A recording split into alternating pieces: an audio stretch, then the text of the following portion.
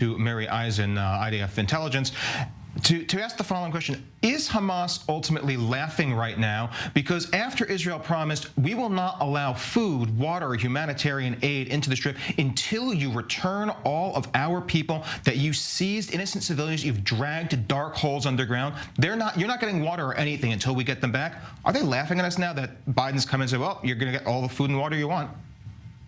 Real Hamas are not laughing right now, but remember that they have a vastly different agenda. I really don't, in that sense, it's like when I share with the audience what Hamas strive for, the destruction of the state of Israel, what they're going to call free al-Quds, go and kill all of the Jews. No, they're not laughing right now. And at the end, this is part of their agenda. They want to use their own people as their base, as their human shields and the hostages. And that's the complex situation that we are in. Ariel, let's keep ourselves on that higher moral ground. And when Owen, as you said it before, that President Biden demanded, and we in Israel are all gung-ho, and I breathe in deep and say, yes, Hamas has built itself within the Palestinian community, within those 2 million people, but we right now are fighting against Hamas. And our biggest challenge right now as Israelis is to keep on that separation of talking about Hamas, the terror hybrid organization, Hezbollah, the terror organization in Lebanon, because what's going to happen to the Lebanese people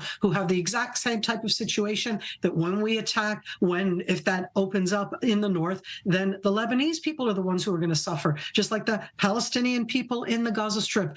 And Hamas is part of it, and Hezbollah is part of it. It's very hard to do that separation. So no, they're not laughing, and we will continue to attack them, and they will continue to both base themselves within the civilian population and to use them as human shields, and we will not be deterred by that, because we are consistently saying, move away, we're going to get to those terrorists. You know, in my own mind, what I'd like to see, everybody's like, what are you going to do if all of the Hamas terrorists go with the civilians down south? No problem whatsoever. We will go into the Gaza Strip. We will mow out completely all of that terror infrastructure. We'll rebuild Gaza for the 2 million people below afterwards, and then we'll get to the terrorists. But we have to go there. We need to find the hostages. We need to get rid of these horrific type of capabilities.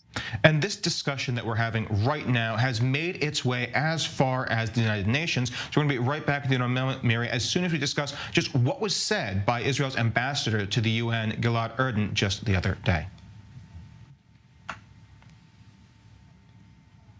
Not even condemned Hamas for the atrocity it perpetrated, let alone held Hamas fully responsible for the situation in Gaza. But here we are, discussing humanitarian corridors. Does nobody else see how ludicrous this is? Calling for calm, restraint, and ceasefires is like putting a Band-Aid on a bullet wound. Such steps will not eradicate the cancer that is Hamas. Humanitarian corridors will not prevent the next atrocity.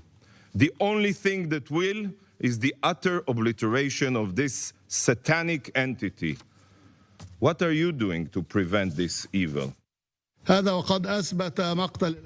is one of the most abominable instances of forced transfer of populations in the modern era. This is a fallacious justification which Israel claims to be a means of protecting civilians. Third, we must put an end to hate speech, to justification of crimes committed against the Palestinian people, to their demonization. Animals, this is a term that was used by an official of a country which claims to be democratic.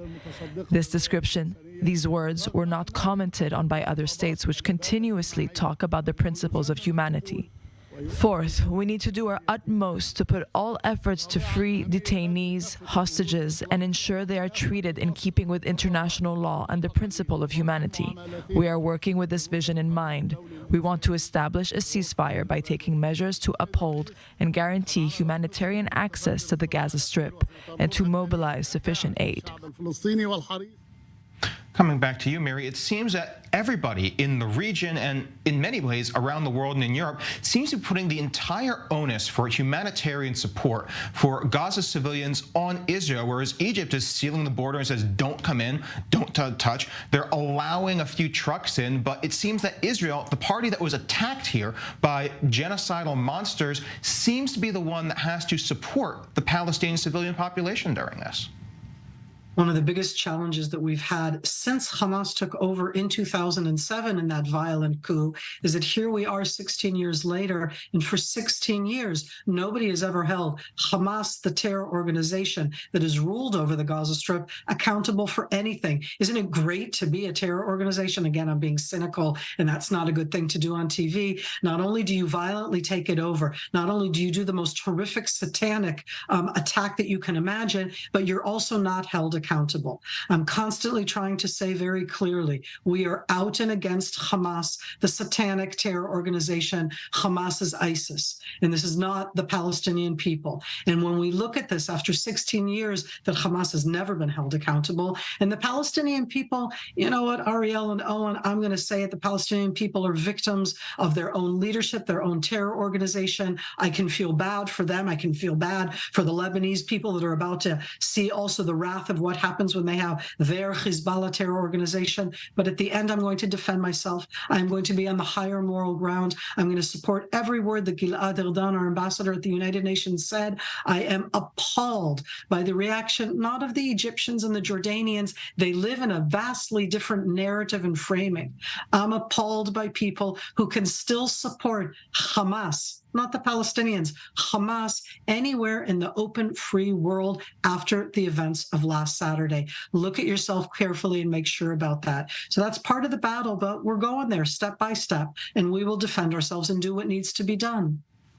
We're going to pass now to Owen Alterman in studio, because we've seen this attempt to ensure that there is a difference drawn between Hamas's murderers